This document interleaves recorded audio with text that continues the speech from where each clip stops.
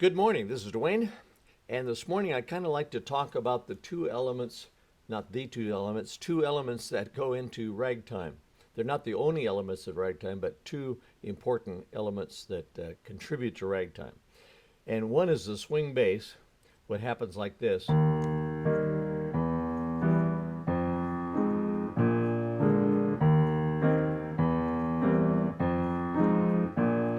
You can see why it's called swing bass, because my left hand is swinging from a low note to a chord, low note, chord, low note, chord, low note, chord.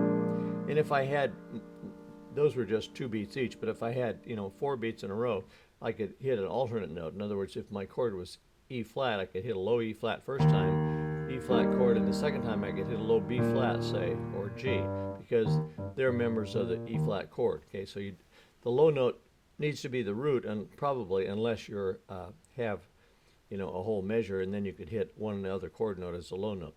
For example, in the key of C, I could swing like that: C, G.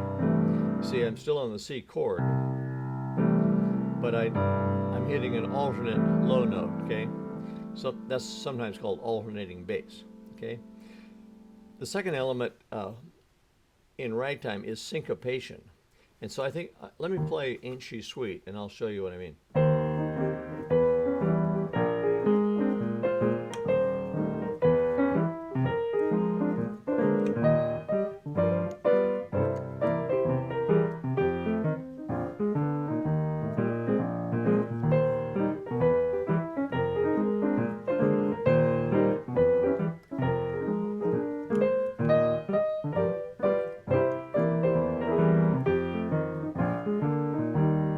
Okay, so in the right hand I'm playing the melody,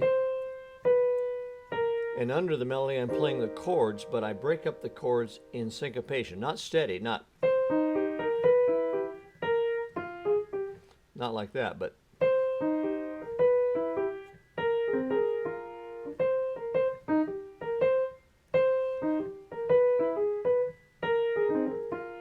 something like that. Okay, now steady would be like this. Okay, but ragtime, well, where did the word ragtime get named? Because it was ragged music. It was ragged compared to classical music that's generally steady. Okay, so two of the important elements of ragtime are syncopation and ragtime. Syncopation and the swing bass. So I use syncopation in my right hand and swing bass in my left hand to combine it. Now, another element that is part of ragtime often is a moving left-hand bass. And I think in the bridge, I'll do this. That's a walk-up. I'm walking up a fourth. Listen. Well, let me do it in context.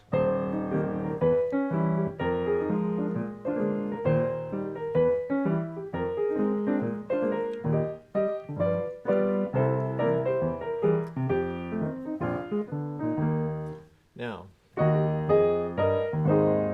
hear that? That's a walk-up. My left hand's playing, it could play an octave, certainly, and I often do, but there I played just a single note. And in the right hand, under the melody, I walked up a tenth above the low root, parallel. You see, it's like a third, except it's separated by an octave. Or 2 octaves in this case.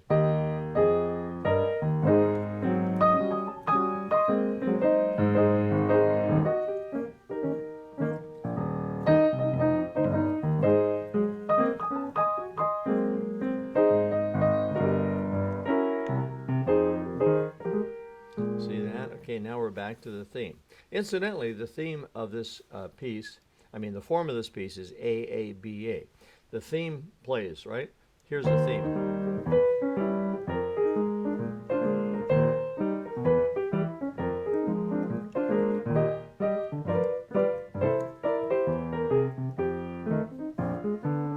Then that repeats, right? I won't do it, but it repeats. So you have A, then the B section.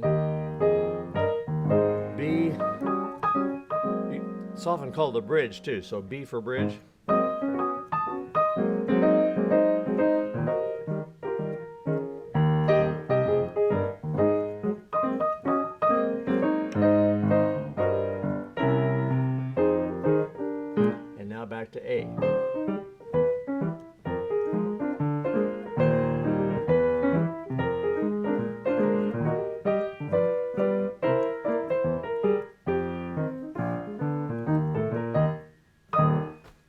for an ending, I played the flat fifth, fifth, octave, and then hit a low root and a high E flat, maybe with G below it, or the whole E flat chord.